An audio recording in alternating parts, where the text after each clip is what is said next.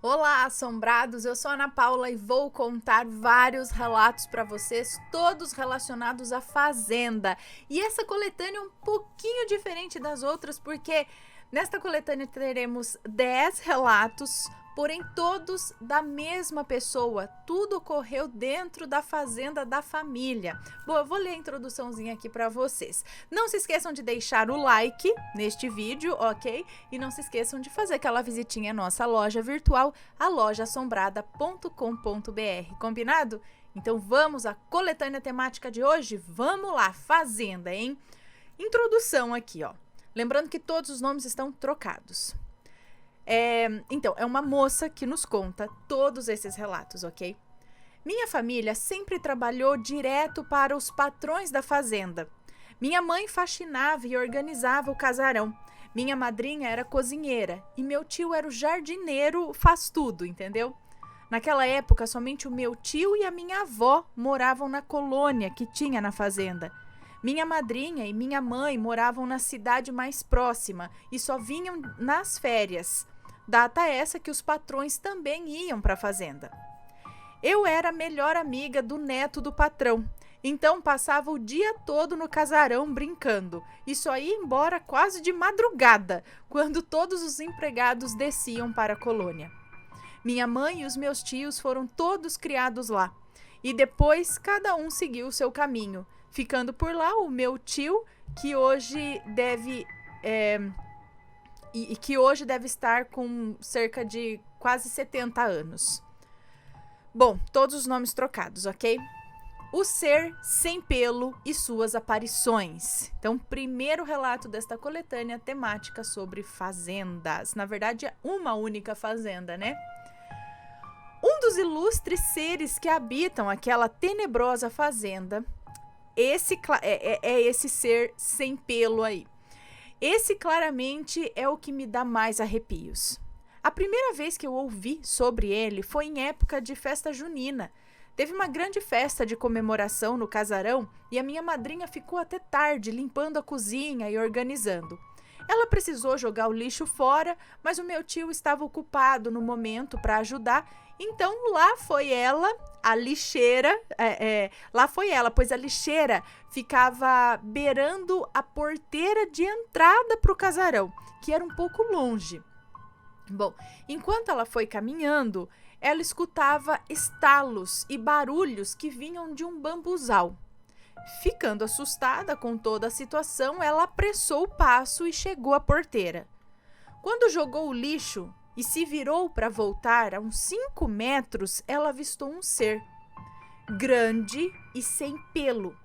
Era como se tivesse sido queimado. Ele andava igual um cão. Tinha cabeça, mas não tinha rosto. Minha madrinha conta que nesse exato momento ela nem conseguia respirar. Seu corpo travou e ela suava frio. Ela disse que ficou parada olhando para aquilo durante uns 6 eternos minutos. Então a criatura saiu do caminho e entrou no bambuzal. Ela chegou na casa da minha avó pálida e contou tudo. Como eu era criança e curiosa, com o alvoroço eu levantei rapidinho da cama e ouvi o desespero da coitada. Nisso, o meu tio Adão contou que já havia avistado essa criatura algumas vezes e que não sabia o que era aquilo também não. Contou que foi fechar a segunda porteira de entrada para o casarão e avistou esse ser embaixo de um pé enorme de jabuticaba. Não tendo como mudar de caminho, ele continuou andando de costas, com medo daquela coisa atacar ele. Na outra vez, ele disse que estava guardando as almofadas que ficavam nas cadeiras que beiravam a piscina do casarão, pois o tempo havia fechado e logo ia chover, e foi em direção à porta do casarão para guardá-las, quando esse mesmo ser passou correndo em direção ao pomar e sumiu no escuro das árvores. Ninguém nunca soube explicar o que é aquilo ou por que ele aparecia beirando o casarão, mas sempre ficava arrepiada só de imaginar ver uma coisa igual àquela. Gente, será que é algum bicho com alguma mutação que fica por lá, vive por lá, meio que se escondendo? Ou é um ser espiritual ou é um ser de carne e osso mesmo? Estranho, né? Vai saber. Próximo relato: a missa fantasma. Minha avó contava que logo quando se mudou para a fazenda, ficou encantada com a igreja que havia lá, mas infelizmente já não funcionava mais.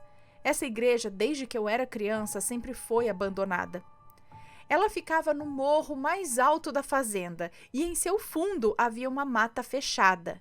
Essa história eu ouvi da minha avó, que presenciou algumas vezes o mesmo fato, aliás. Conta ela que acordou de madrugada, como sempre, para fazer café para o meu tio ir trabalhar. Ela sempre acordava às 4 da manhã e aquele dia era dia de finados. Estava ela então na cozinha, concentrada, quando ouve um coral ao longe. Achando isso muito estranho, saiu ali na frente de casa para ver de onde vinha aquilo. Mas não viu nada. Então ela voltou para dentro, mas o som do coral não passava. Ficava cada vez mais próximo, até que o som parecia estar na frente da casa dela. Então ela foi até a porta da frente e espiou por uma fresta, onde ela disse que viu um padre com vestes brancas, bem velho, e atrás dele várias pessoas andando devagar. Minha avó, sem entender nada, ficou arrepiada, mas resolveu continuar olhando para ver até onde eles iam. E assim fez. O coral e o padre passaram por toda a colônia e subiram pela estrada de terra até chegarem na porteira da igreja. E minha avó, de longe, viu que a porteira se abriu e todos evaporaram igual fumaça. Abismada, de manhã contou para os vizinhos, porém ninguém ouviu nada aquela noite. Depois disso, ela avistou mais umas 3 vezes essa mesma missa. Então, o antigo dono da fazenda pediu para um padre conhecido orar ali na fazenda para tentar afastar toda a carga ruim que ali existia. E depois disso, minha avó nunca mais viu a tal missa fantasma. Gente, era tipo uma procissão fantasma que ocorria ali. Será que era uma impressão? Será que isso já ocorreu alguma vez ou não? Todas as almas estavam ali ainda fazendo isso? Né? Interessante, credo. Imagina! Próximo relato: a Casa das Babás. Quando os patrões vinham da cidade grande para curtirem as férias, sempre traziam as babás dos netos. Sem ter lugar para elas dormirem, mesmo tendo 10 quartos naquele casarão, os patrões resolveram construir uma casa nova na colônia para as funcionárias se instalarem durante as férias. Tudo estava saindo perfeitamente, até escolherem o local da nova casa. Pedro, o peão mais antigo da fazenda, alertou o patrão cabeça dura para não construir naquele lugar, pois ele dizia que lá havia corpos de escravos enterrados, né? O patrão, debochando, falava que não tinha corpo nenhum lá, não, e bateu o martelo: a casa ia ser erguida ali. As babás se instalaram nessa casa de férias nova e assim ocorreu tudo bem. Assim correu tudo bem até o 3º dia. Eram 5 babás ao todo e uma delas nordestina e muito simpática, chamada Maria. Ela foi a primeira vítima daquela casa. Na 3ª noite, quase 2 horas da manhã, Maria ouviu um choro agonizante vindo da cozinha. Devo dizer que o quintal de toda a casa da fazenda dava de fundo para uma floresta que cercava a mesma. Então, Maria chamou sua colega, que dormia tão pesado que nem se mexeu. Ela levantou, foi em direção à cozinha e, quando chegou no corredor, conseguiu ver um homem de pele escura de pé na porta e uma mulher também de pele escura sentada no degrau da cozinha que dava para o quintal, e no colo dela uma criança que parecia estar sem vida. Eles olharam para ela. A mulher chorava muito. O homem levantou a mulher do chão e eles andaram até o final do quintal e sumiram na floresta. Sem entender nada, Maria saiu correndo, gritando pela colônia. Todo mundo ouviu e saiu para ajudar. Ela ficou desesperada. Minha tia deu água com açúcar para ela. Olha, foi o maior bafafá. Ela fez um barraco para o patrão mandá-la embora para a cidade, pois ela não ficaria ali naquela fazenda mais nem um segundo. Naquela fazenda amaldiçoada, ela disse. E assim fez. Logo depois de sua saída, as outras babás sempre reclamavam que ouviam correntes sendo arrastadas no corredor da casa.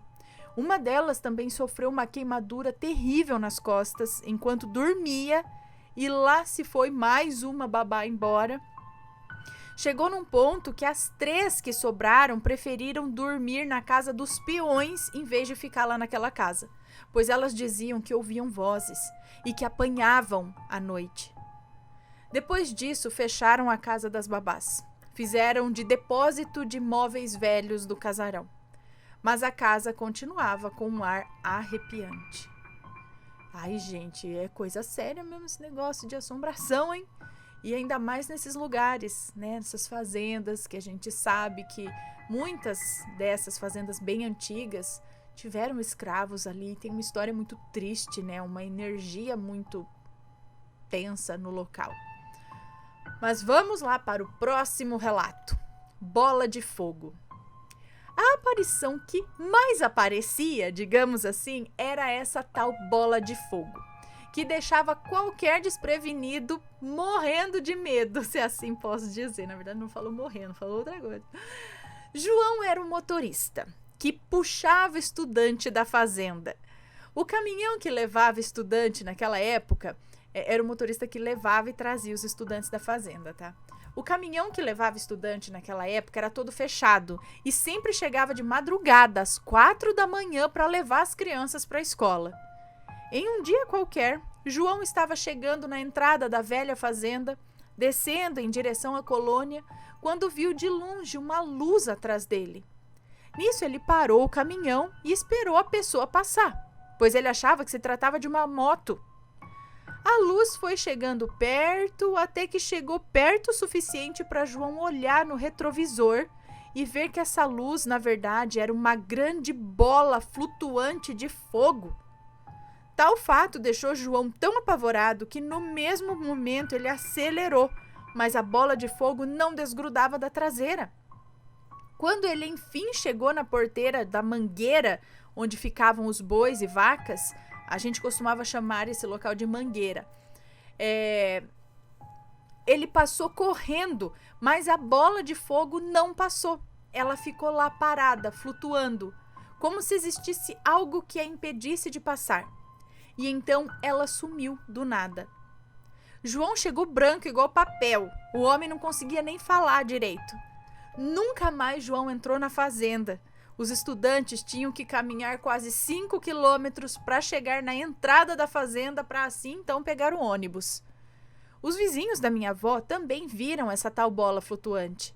Era um casal jovem, tinham se mudado há pouco tempo para a fazenda. O moço ia trabalhar como peão e a moça ia ajudar na horta.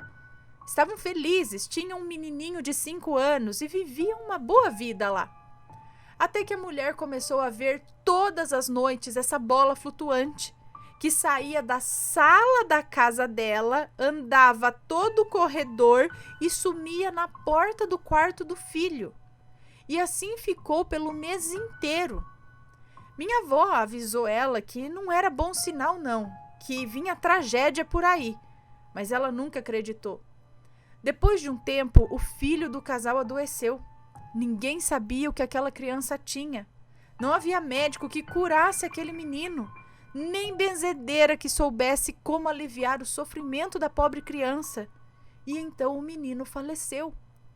A bola de fogo nunca mais apareceu na casa do casal. Depois de 1 ano, eles se mudaram e nunca mais tivemos notícias deles. Mas, gente, primeiro eu tava pensando numa bola de fogo, tipo uma bolona de fogo, como aqueles boitatá que o povo vê muito no sítio, né? Mas peraí, nesse local a bola de fogo andava dentro da casa. Seria a mesma bola de fogo ou outra bola de luz? Era de fogo ou era uma luz? Então devia ser pequena para estar andando pelo corredor da casa. Essa. E a que seguiu o caminhão, para ele achar que era o farol de uma moto, até chegar perto e ver que era uma bola de fogo. Mas, gente, então será que essa bola de fogo? Eu fico pensando, seriam sondas espaciais? Seriam espíritos em formato de bola de fogo? Seria uma luz? O que seriam essas bolas de luz? Porque eu já vi relatos falando de bolas de fogo, que eu imagino que é como se fosse um fogo realmente mexendo, só que no formato de uma bola.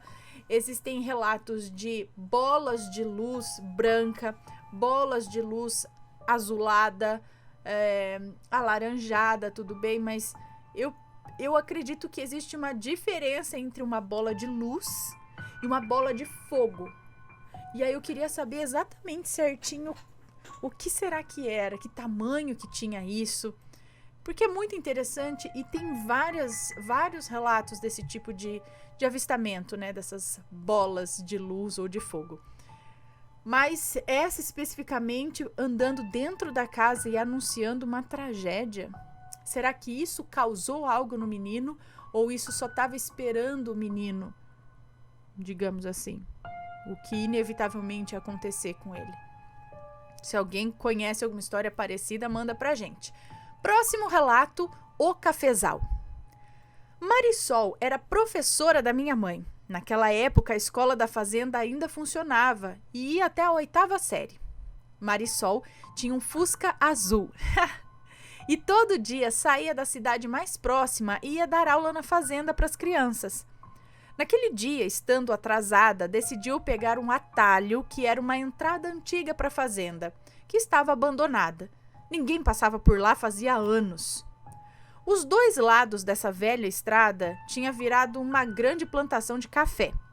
Era uma passagem estreita e cheia de buracos. Mas mesmo assim, Marisol tomou coragem e entrou, foi por ela.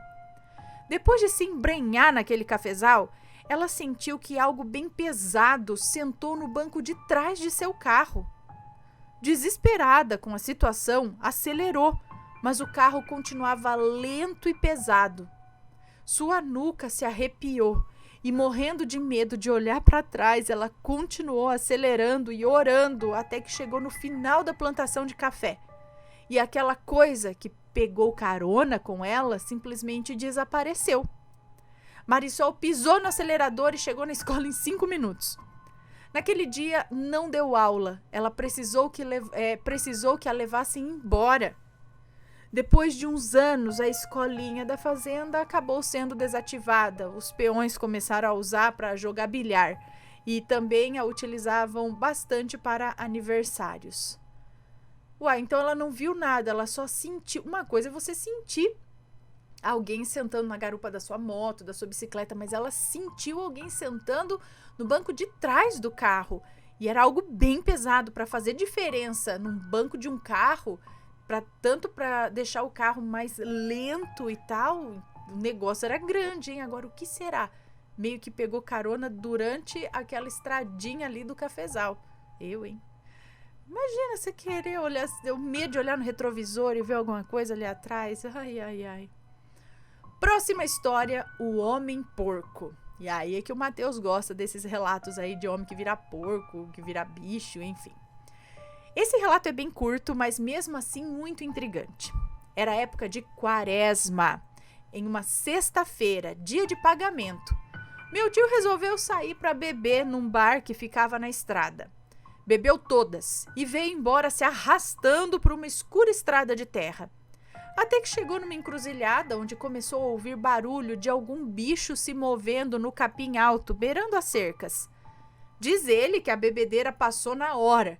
Ele ficou mais atento e começou a apertar o passo.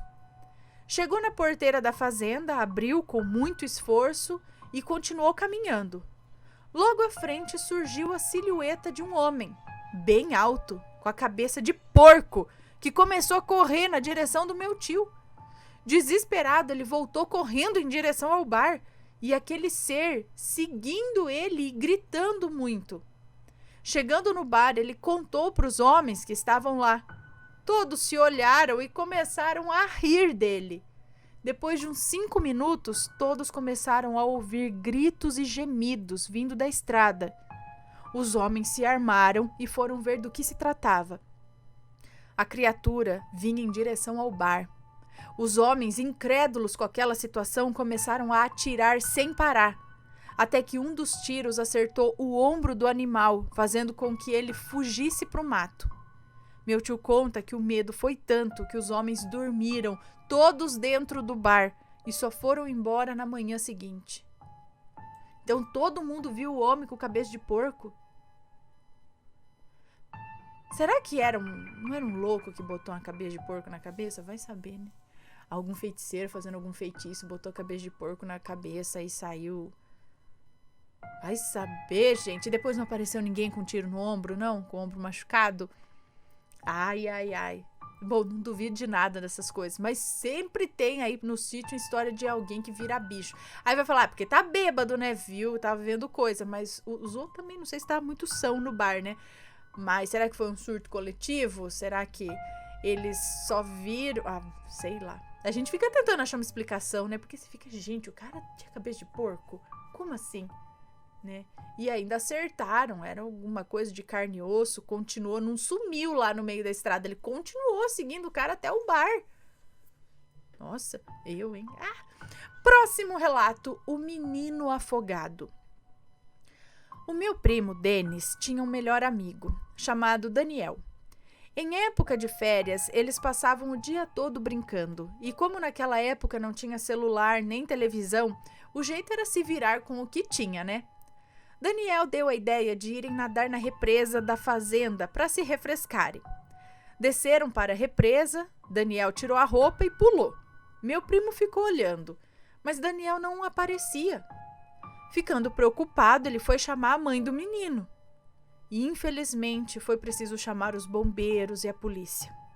Depois de um dia inteiro de procura, encontraram o corpo de Daniel já sem vida. Depois de um ano do acontecimento, o filho do patrão e uns amigos resolveram acampar beirando a represa. Tudo corria bem, quando escutaram uma agitação na água e foram ver o que era. Chegando na beirada da represa, viram o corpo de um menino boiando. Todos ficaram apavorados com aquela cena. Um dos moços resolveu cutucar o corpo. Quando chegou perto o suficiente, aquele corpo começou a se levantar e puxar o moço para dentro da represa.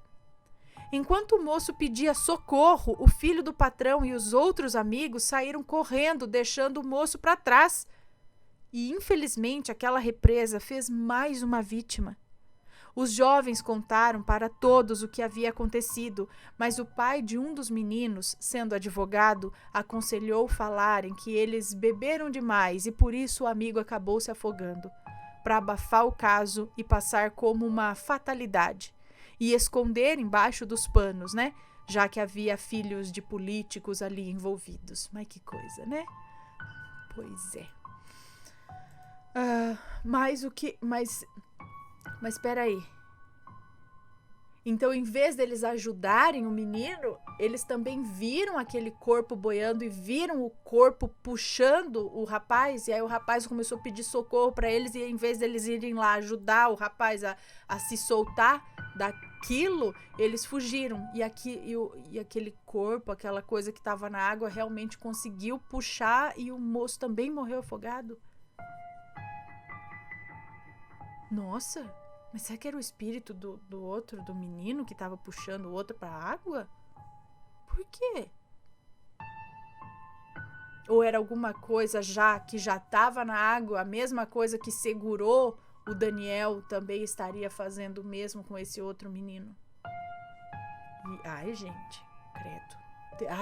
Acho que tem que tomar tanto cuidado com as águas, assim, com essas coisas, né? Principalmente no meio da natureza. Eu sei que é muito gostoso, é muito lindo, mas é muito desconhecido também. Próximo relato. O lobisomem. Quem achou que não ia ter um lobisomem no meio de uma coletânea de fazenda? Eu lembro de um vizinho da minha avó que era muito estranho. Ele andava todo de preto. Tinha mais pelo do que o Tony Ramos. Eu nunca fui com a cara dele. Depois das férias, eu voltei para a cidade para estudar e foi aí que começou a acontecer os tais eventos. A vizinhança da colônia começou a sofrer com um mal em comum. Vários animais estavam sumindo, galinhas, porcos, cabras, até o gado da fazenda. Estavam todos com medo. Então os peões se reuniram e resolveram ficar de tocaia no pasto, perto de algumas vacas com bezerros, para tirarem a dúvida sobre qual animal estava atacando os bichos da fazenda. Passaram-se 3 noites e nada aconteceu. Lucas, neto de uma benzedeira, já desconfiado da situação, decidiu ficar de tocaia outra vez, só que sem avisar ninguém. Ele se armou até os dentes e lá foi ele para o pasto. Deu exatamente 3 horas da manhã e ele estava quase pegando no sono quando ouviu um berro de um dos bezerros. Ele se ergueu rapidamente e conseguiu ver um animal enorme, igual um cachorro, com os pelos pretos e olhos vermelhos, dentes enormes e orelhas longas. Sem pensar 2 vezes, começou a atirar sem parar em direção à criatura, que, nervosa, soltou o bezerro e correu em direção ao Lucas. Sem ter mais balas, Lucas pegou o facão e entrou numa luta corporal contra o animal. Depois de uns 5 minutos, naquela agonia, ele conseguiu desferir um corte na perna do bicho. O ser grunhiu e jogou ele longe e saiu correndo para o mato. Lucas acordou a colônia inteira para contar o que havia ocorrido. Os peões se juntaram com Lucas e foram atrás do animal no meio do mato, enquanto as mulheres trancaram suas casas e se esconderam com seus filhos. Não encontraram nem rastro do bicho e no outro dia todos só comentavam disso. Lembra aquele vizinho estranho da minha avó? Então, alguns amigos foram na casa dele, porque ele tinha se atrasado para o serviço. Bateram na porta e ele saiu de lá de dentro, mancando, com a perna toda machucada. Eu não preciso dizer mais nada, né? No mesmo dia mandaram esse homem embora da fazenda. E aí nunca mais ocorreu nada parecido. Ou seja, os bichos pararam de desaparecer na fazenda. Ai, gente. Ai, credo, será que o homem via lobisomem mesmo? Essas histórias? Ai, bom, próxima história. A serralheria. Na fazenda existia uma serralheria bem antiga. Era cercada por árvores gigantes e ficava sempre fechada por uma cerca. Quase ninguém passava por lá. Existia uma pequena cabana nos fundos e grandes maquinários na frente, com lâminas grandes e afiadas. A verdade é que aquele local sempre foi um grande mistério. Quando criança, eu me arrepiava. Eu arrepiava a espinha só de olhar para aquele lugar. De dia era apenas mais um local abandonado naquela maldita fazenda, mas de noite as luzes se acendiam, os maquinários funcionavam, do nada. Meu tio cansou de ter que ir lá para averiguar o local depois de tantas reclamações dos vizinhos sobre barulhos altos e vozes, e toda vez que chegava lá nunca tinha nada. Mas um dia específico, depois de mais uma reclamação, ele foi lá. As luzes estavam acesas e as máquinas funcionando. Então ele abriu a cerca e desligou tudo. Quando se virou, ele disse que já era de dia. Sem entender nada, ficou parado, perplexo. Como assim? Peraí. De noite ele foi lá. Quando se virou, ele disse que já era de dia. Ele teve um lapso de tempo, é isso? Ele virou, já era de dia. Sem entender nada, ele ficou parado, perplexo. Então alguns homens começaram a chegar com garrafas de café na mão e cantando. Os tais homens passaram pelo meu tio como se ele não existisse. Ligaram as máquinas e começaram a cortar madeira. Meu tio disse que ficou ali assistindo tudo aquilo por uns 10 minutos e que depois tudo sumiu igual fumaça na frente dele. Ele saiu correndo de lá, correu sem parar, contou para minha avó o ocorrido. Então, ela acendeu algumas velas para aquelas almas que pareciam estar presas àquele local. Ah, entendi. Ele foi lá de madrugada para desligar as luzes, ver, né, que máquina tá funcionando. E aí, de repente, era dia. Tinha gente indo trabalhar, levando a garrafa de café e tudo mais, e não viam ele ali. Aí lá vai eu dizer, seria outra dimensão. Porque tá interferindo. Era um fantasma. Mas, gente, pensa comigo. Se são só os fantasmas, por que ele ia ver o dia? Por que ia ficar dia? Se é só uma aparição de um espírito que veio pro nosso lado de cá e vai trabalhar na máquina porque acha que ainda tá vivo. Por que ele ia ver não era mais noite, agora era dia? Quando junta tudo isso, ou ele teve uma visão do passado, tipo, ele se colocou, ele foi meio que pro passado, em algum momento do passado, ele foi lá e ninguém viu ele porque foi algo mental, espiritual, sei lá, ele foi pra lá e ele esteve ali em algum momento do passado. Porém, se fosse só uma coisa na mente dele, que ele foi, por que como que eu digo? Por que é recorrente as máquinas ligarem sozinhas e as luzes? Então isso está interferindo também do lado de cá, no nosso tempo e espaço. Por isso que eu falo que às vezes tem esse cruzamento de tempo e espaço. Será que o passado está acontecendo junto com o presente naquele local? Seria realmente outra dimensão acontecendo junto ali? Alguns pontos de falha? Seria uma falha na Matrix? Digam aí a opinião de vocês. Próximo e último relato desta coletânea temática sobre fazendas, ou fazenda, né? Todas as histórias de uma única fazenda, olha só. A seita fantasma e o coronel sem cabeça. Se vocês acham que já ouviram o suficiente e pensaram, meu Deus, que lugar infeliz é esse? É porque eu deixei este relato aqui por último. Logo abaixo do casarão dos patrões, morava o capataz responsável pelos peões da fazenda. Junto à casa dele, que era bem grande e antiga, existia um tipo de escritório do lado. Esse capataz iremos chamar aqui de Fernando. Fernando era um homem de boa índole e havia acabado de se mudar para a fazenda. Uma noite de lua cheia, depois de jantar, saiu ali da sua casa para fumar um cigarro, sentou-se embaixo de um pé de goiaba e assim ficou por uns 10 minutos. Então ele notou uma estranha movimentação ao redor desse tal escritório. Ele apertou seu facão, com o qual sempre andava junto, né? Andava sempre com o facão junto a ele, e foi chegando perto para ver o que estava acontecendo ali, o que estava pegando. Ele se arrepiou todo com a cena que viu logo à sua frente. Havia várias pessoas vestidas de preto, com máscaras pretas que entravam no escritório. Essas pessoas entravam no escritório. Quando uma dessas pessoas viu o Fernando espiando, pegaram ele. E mesmo ele gritando, ninguém ouvia os seus pedidos de socorro. O levaram para um tipo de templo com várias formas desenhadas no chão e uma cadeira alta na frente. Trancaram a porta e deitaram todos no chão. Somente Fernando ficou em pé e paralisado. Então um homem bem magro, com uma roupa vermelha, apareceu e sentou naquela cadeira. As pessoas começaram a cantar algo numa língua que Fernando não entendia.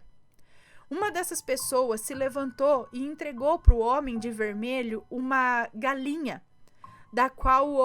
a qual o homem sacrificou e jogou seu sangue no círculo, ou em um círculo. Então todos se levantaram e Fernando chorava, pedindo para eles deixarem ele ir embora. Eles cantavam cada vez mais alto e mais alto, até que um homem começou a sair do chão, tipo levitar. Primeiro subiu os braços e logo em seguida o pescoço e assim o resto do corpo. O homem de vermelho então se levantou, estendeu a mão para aquele homem nu e sem... Hã? Que homem nu? Tinha um homem nu? Quem que tava nu? Eles estavam deitados no chão, não é? Cantavam cada vez mais alto. Começou a sair do chão, primeiro subiu os braços e logo em seguida o pescoço e assim o resto do corpo. O homem de vermelho se levantou, estendeu a mão para aquele homem nu e sem cabeça, levando em direção à cadeira. Todos começaram a chamar aquela criatura de coronel, sem parar, e empurravam Fernando para perto daquele ser. Peraí, deixa eu ver se eu entendi. Todo mundo vestido de preto e de máscara preta deitou no chão. Tava todo mundo deitado, só o Fernando tava em pé. E aí chegou esse homem vestido de vermelho, sentou, e aí começaram a cantar, não sei o que, ele jogou sangue lá, e um desses que tava deitado começou a levitar, mas ele não tinha cabeça e tava pelado. E aí quando ele começou a levitar, todo mundo chamou ele de coronel, é isso? E empurravam o Fernando para perto dele. Fernando disse que quando ele ficou perto desse homem sem cabeça, ele desmaiou de tanto medo e acordou com sua esposa o chamando. Ele estava no chão do escritório, trancado por dentro, nu, todo arranhado e com sangue pelo corpo. Meu tio que quebrou a porta para poder acudir o Fernando, depois que sua esposa saiu pedindo ajuda. Fernando ficou perturbado, falava dessa seita satânica e de um homem fantasma sem cabeça. Ele pediu demissão e sumiu com a sua família. Um tempo depois, ele foi internado numa clínica, pois tentou tirar a própria vida. Não, pois tentou tirar a vida de sua esposa, porque ele dizia que ouvia vozes em sua cabeça. Depois dessa experiência aí que... Gente, que coisa esquisita. Mais uma vez eu falo que essa fazenda tem um lance aí de tempo e espaço. Será que ocorreu algum ritual no astral e cataram ele no físico?